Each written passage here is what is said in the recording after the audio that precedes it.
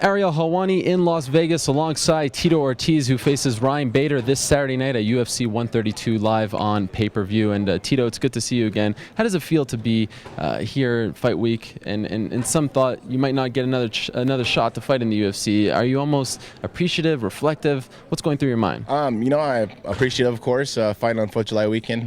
When I drove in from Huntington, came down a little hill and seen the Vegas lights, I was like, I feel like I'm at home. Walking into MGM Grand last night, checking in, I felt like I was at home. Walked in my room and I was like, wow, I've been in this same room at least 6 or 7 times, and I can reflect on it and going, God, I've defended world titles here. I fought for world titles here, and once again, I'm fighting for my career here. I'm excited, man. I feel very, very strong, very positive, and knowing that I'm gonna get my hand raised. Is that the mindset going into this one? You're fighting for your career? I believe so. Dana said it. If I don't win, he's going to retire me. I'm not ready to retire. I still have a lot of fight in me. I still have a lot of competition. I think that I can compete against, Forrest Griffin, Rashad Evans. I mean, there's a lot of guys who I've had draws or split decisions lost to, or I've beat that I think I can still beat. Ryan Bader is a top tier guy, and I'm going to compete against him. And when I get my hand raised, I'm going to show everyone that, hey, I'm still here as a force to be reckoned with. Was there a point perhaps after the Hamill loss that you thought you wouldn't get another shot in the UFC? No. My fans speak loud. They want to see me fight. You can't shut money up. And if fans want to pay me to see me fight, they're going to watch me fight. You can understand, I'm not getting knocked out unconscious. I'm not getting submitted. I'm not getting dominated. And I'm going on fighting against the top guys in the world. And I'm competing against them. And I know there's nothing I can say besides, when I go out there and I leave the cage, I know that I gave it all in the cage. I look back and I go, did I give it my all? And I said, yes, every single day. After every one of my losses, you can understand, I got to answer to myself. I look in the mirror when I take my shower, and I look at myself in the mirror and I say, did you give it your all? With a tear in my eye, I can say, yeah, I gave it my all. We've read the reports that you said that you quote-unquote begged for your job back. What did you mean by that? Did you actually literally, or was that just sort of a phrase that you used? I guess it's a phrase. It was kind of like negotiation, I guess. I say begged because I was just like, come on, guys, are you kidding me right now? Look at my last losses. I mean, I'm not getting dominated. I mean, Dana, you said that I beat Forrest and they gave it to him. He's like, well, I don't remember that. Of course you remember that. This is negotiation. So I guess it was negotiation on their part of paying me less. And I took it. I want to compete, and that shows how much I want to compete to take a big pay cut. But it is what it is, man. I'm going to go on and fight my ass off on Saturday night, and I get my contract back, and I'll be fighting some more. So I'm excited, man. I'm healthy. I feel good. I mean, I'm not taking huge damage in my fights. I'm not getting knocked out unconscious. There's no serious damage to my brain where, you see me slurring my words, not finishing my sentences. Very articulate still. I have a lot behind me. I have a lot going for me, and being competitive is something I still want to do. Is that the case here? You win on Saturday night, you go back to the old Tito paydays? Let's hope so.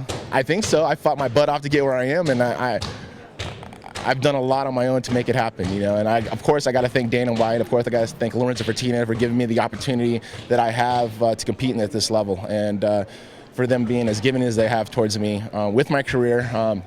With the fights, yes, they're not easy fights, but they want to see me fight against the top guys, and I'm getting paid for it. So it's just one of those things that when it's fight time, it's never about the money anymore. It ain't about the glory, it ain't about anything. It's about me going in and getting my hand raised and showing the fans that I'm still a force at 205 to be reckoned with.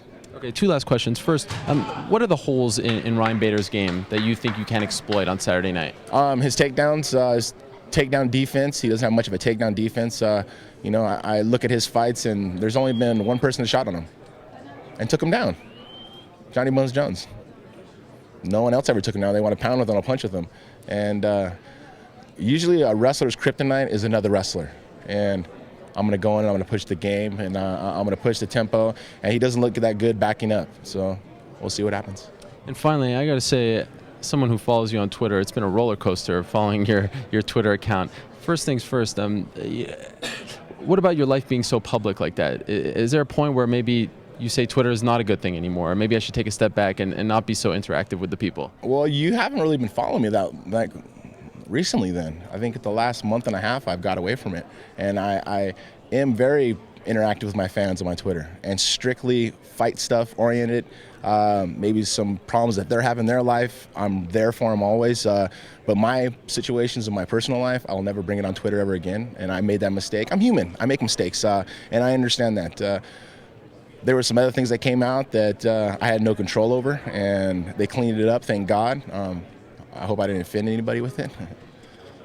What do you mean by that? I mean, what do I mean by that? Someone got on my damn phone and put a naked picture of me, and I was just like... Did you find out who did that? No, I didn't. FBI called me, we talked, and we tried to find it out, and what it was, I was at a Starbucks, and I left my phone down, and I left it there, and I totally forgot, came back, and it was on a different table, and what can you do, man? Change your password, I'm hoping? Oh, I know. I changed my password 100%. I guess it was just one of those pictures that I probably shouldn't have just sent out to Jenna before and left it on my phone. I probably should have erased it, but I don't know. I guess I could uphold it and be proud of it. I know. Like I said, I hope I didn't offend anybody. But at the same time, personal life won't be on Twitter ever again. It'll be about the fights. It'll be about my supplement line, Punishment Nutrition. It'll be about my clothing company, Punishment Athletics, my gym, Punishment Training Center. It's going to be about my brand of Punishment. And if fans got questions, they got personal problems. I have no problem asking and answering them and helping them out because I've been through so much in my life, from a punk kid who used to be on the street when I was, a teenager or a youth to achieve the things I've achieved in life. I think a lot of people could associate the stuff that I've done. All right, Tito. Well, thanks for the time and good luck on Saturday. Thank you, man. I appreciate it.